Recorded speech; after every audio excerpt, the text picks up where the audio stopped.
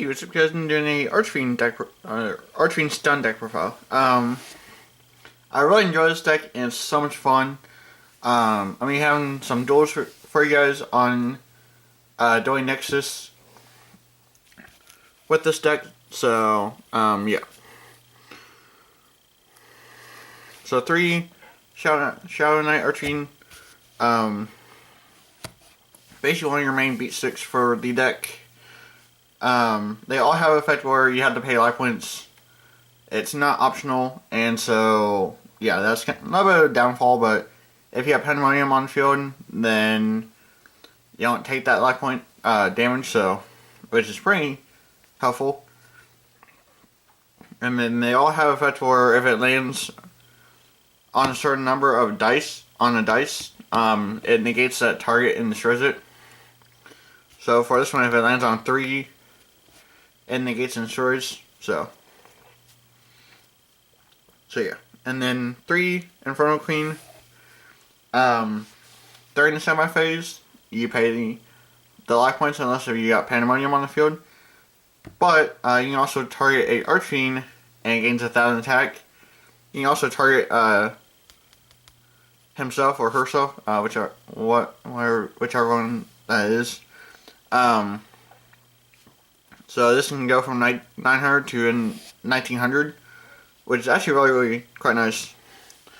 And then for the dice roll, if you land on 2 or 5, it negates and destroys. So really quite good. And then 2 Terror King Archfiend. Again, life point damage by the effect. Another thing too about this is that you cannot null summon it unless you control another Archfiend, which is why it's at 2.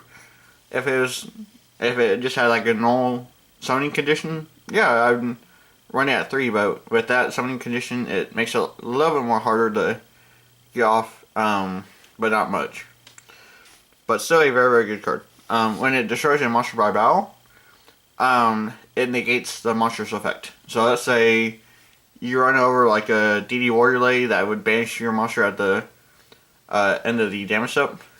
This would just negate it, so it's very quite good.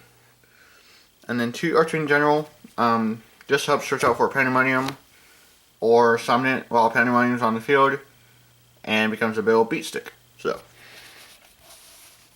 yeah.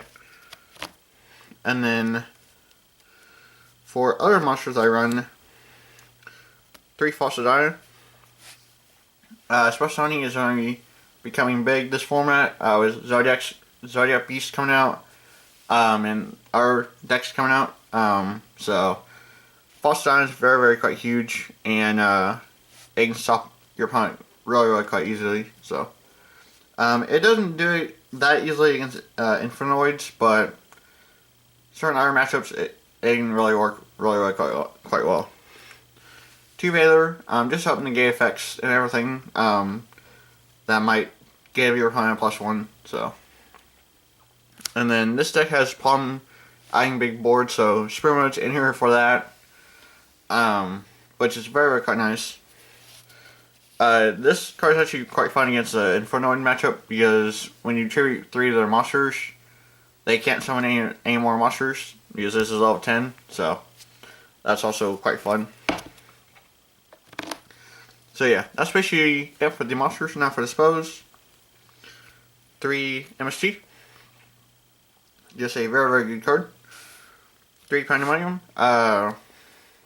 Basically staple at 3 for this deck anyway. 3 Falling Down.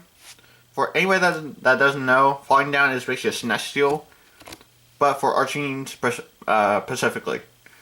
The reason why this isn't banned just yet, and the reason why Snatch Steal is banned, Snatch Steal is generic. This is mainly for Archfiends only, which is why Falling Down is still very quite good, but it's not as good as what Falling Down or as what Snatch Steal was. So, yeah.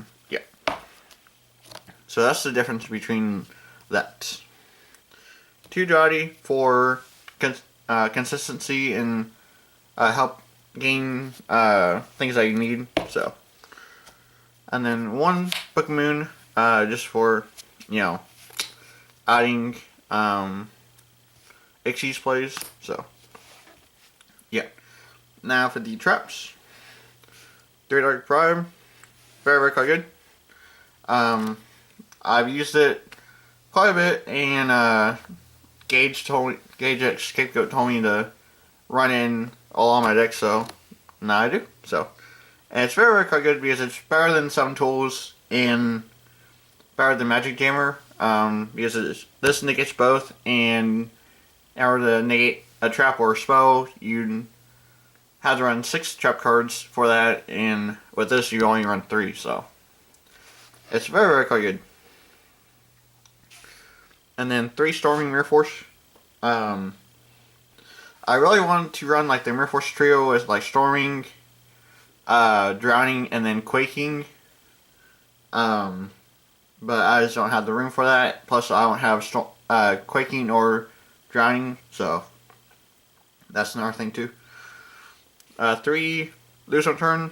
You null summon out your whole deck, and so lose on turn doesn't hurt you, but it slows your opponent down to your pace, so that way you can keep up with them. So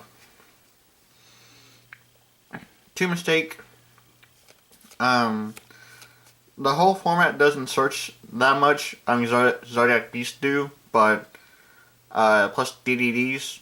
But I think those are the only 2. Let me know down in the comments if there's any more decks that search. But I know Mistake is huge, but I know against certain matchups it doesn't do as much. So, and then Compulse, Trench Hole. Trench Hole just punches your opponent for overextending, which can be very quite good. And then Starlight Road. Starlight Road is basically another Dark Bribe for when your opponent twin twisters. So, which is why Road is in here. So, and yeah, that's basically it for the deck profile. Thank you for watching. Don't forget to like, comment, and subscribe. And if you guys want to test this deck out, you guys are more than willing to do so. It's very fun, and it's very stun-like. Because your opponent will probably be annoyed at you for what you run. So, but yeah. So thanks for watching. Don't forget to like, comment, and subscribe for more. And yeah, I'll catch you all later. Alright, later guys.